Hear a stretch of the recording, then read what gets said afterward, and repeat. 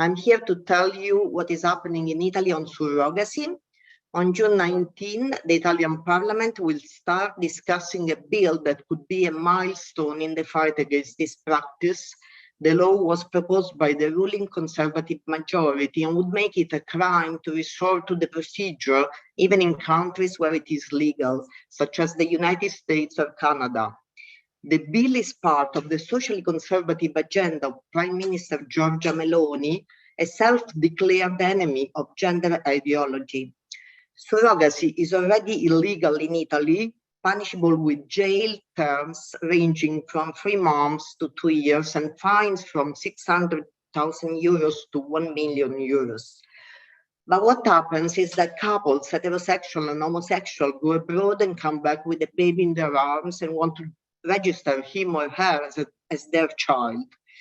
The network for the inviolability of the female body, RADFEM Italy, FINARGIT, International Feminist Network Against Artificial Reproduction, Gender Ideology and Transhumanism, have always shared the goal of universal abolition of womb for rent.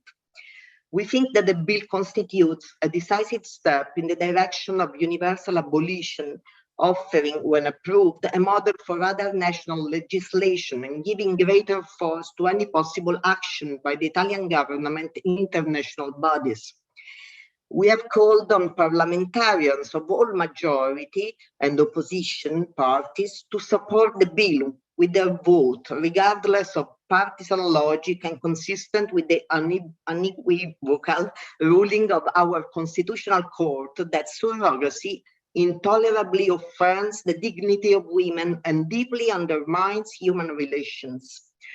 The law has received also the support of important abolitionist organizations like CHAMS, International Coalition for the Abolition of Surrogacy, Stop Surrogacy Now, FINRAGE, Feminist International Network of Resistance to Reproductive and Genetic Engineering, the Japan Coalition and others. Together with them, eminent figures of international feminism as Silviana Gaczynski, Gina Correa, and Phyllis Chesler. So, according to CHAMS, this is a historic occasion to defend the ban on this new form of trafficking. You would expect that those on the left who strongly oppose surrogacy would be eager to vote the bill. Unfortunately, political logic prevails here. So we see many women and men who until today have been by our side in this battle grapple with straws.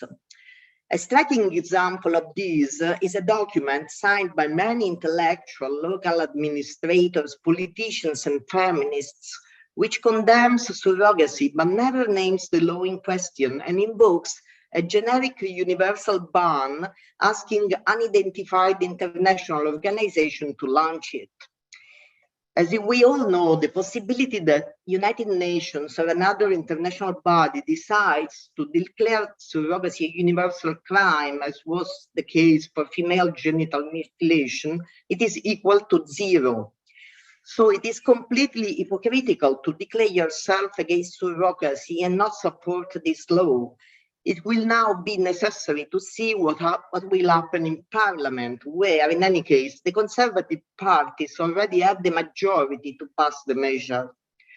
But I believe that if feminists or those who declare themselves as such miss this historic opportunity to stand up for this law in the name of political belonging, it will be a defeat for all of us. The Democratic Party and other leftist forces will face the same dilemma next week in the European Parliament, thanks to the Europarlamentarian of the Brothers of Italy, Nicola Procaccini. He said, "We are convinced that a discussion on surrogacy is also needed in the European Parliament, in addition to the debate that, thanks to FBI, is underway in the Italian Parliament to make this practice a universal crime." This plenary discussion can be seen as the foundation for a future, hopefully condemning, resolution to be built in the coming months in the European Parliament. In Italy, one of the objections to the law is that it would penalize children because parents would go to jail, but this law would not penalize, but would protect children. Both the Constitutional Court and the Court of Cassation have affirmed this in various years, ruling that surrogacy, in addition to offending the dignity of women, deeply undermines human relationships, so also parent-child relationship. In any case, the parent of intent so far with a clean record, if convicted for this crime, could benefit from a suspended sentence, so he would not go to jail, he or she. Another objection is that this law attacks rainbow's families and their children, but the law applies to everyone. It is true that homosexual couples are more immediately intercepted than heterosexual couples, who also constitute the majority of customers. In any case, the ban on resorting to gestation for others abroad would considerably reduce the number of clients, at least due to the fact that in addition to the already significant expense for the procedure, there would be the risk to incur in a fine of between €600,000 and €1 million. The dilemma of the Italian left on surrogate wombs addresses many other issues dear to us, from the free gender identity or self-ID to the various declinations of artificial reproduction of the human, to the hormonization of girls and boys who are not compliant with gender stereotypes. The issue of trans children will be among the next to explode as it has in the United Kingdom, in Northern Europe, in Australia, and in some American states, where these therapies are now understood as dangerous in vivo experimentation. And there is also the issue of the trans women in sports, as I already heard from our friends from Ireland.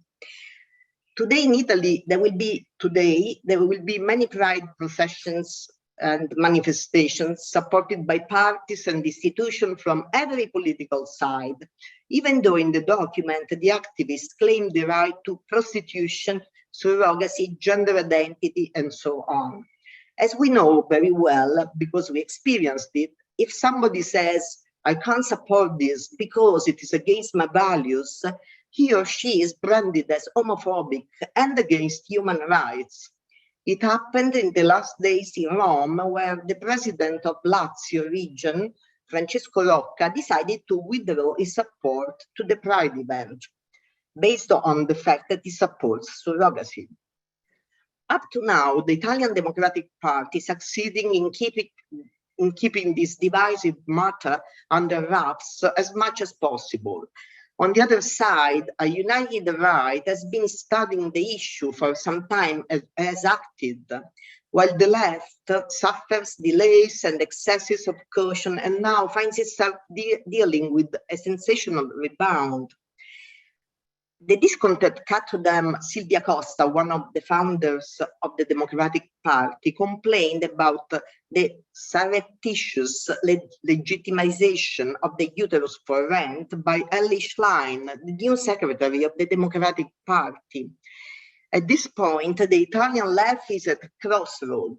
It should decide if, in line with all Western progressive parties, is moving in a transhuman direction, or if the Italian Democratic Party is different from other left-wing parties and is able to find its own original path, which could be configured as a neo-humanism with feminine maternal root, where the carnal and symbolic relation between the mother and daughter or son returns to be the foundation of human communities.